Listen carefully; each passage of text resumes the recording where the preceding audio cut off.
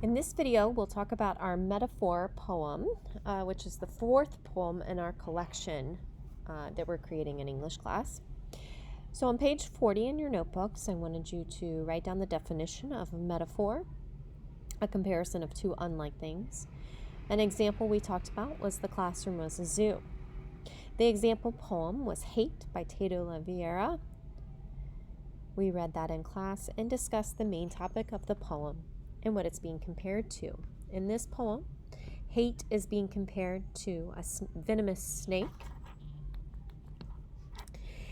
And we discussed the ways that extended out between the comparison of hate and a snake and how it can cause pain in a situation.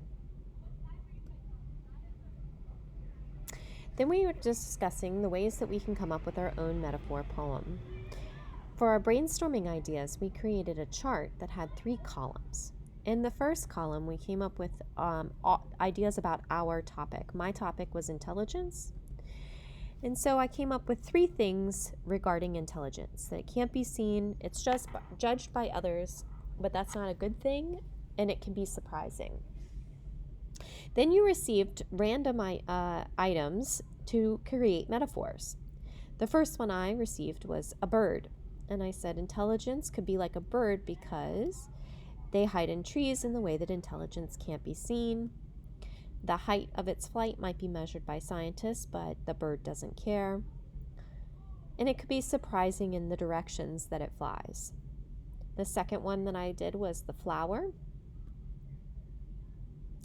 And I liked the idea of the flower being hidden in the seed, even though we can't see it. That a gardener might judge the flower, but it doesn't care. And then finally, you can be surprised or shocked by the color or size of a bloom from a very small seed. So the first step in coming up with your idea is to look at your brainstorming and all the ideas you have written down. You might use them all, you might not. And then we just starred the one that we wanted to turn into a poem. I decided to use the flower. My poem ended up being a little bit longer than the model that we did, but it doesn't have to be very long. This is what I came up with. Hidden in the seed, before a green bud grows, before a shock of color, before a surprise of size, is judged by the gardener, the florist, the landscaper, the passerby. The bloom does not care to be a weed or a rare sight, basking in its own beauty and reaching for the light.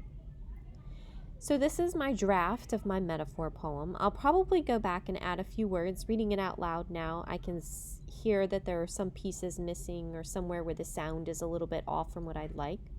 But this is my draft, and when we come back to edit it and do the final version, I'll probably make a few changes. So that's how you can use this strategy of just finding random inspiration and drawing those metaphors to help build your metaphor poem.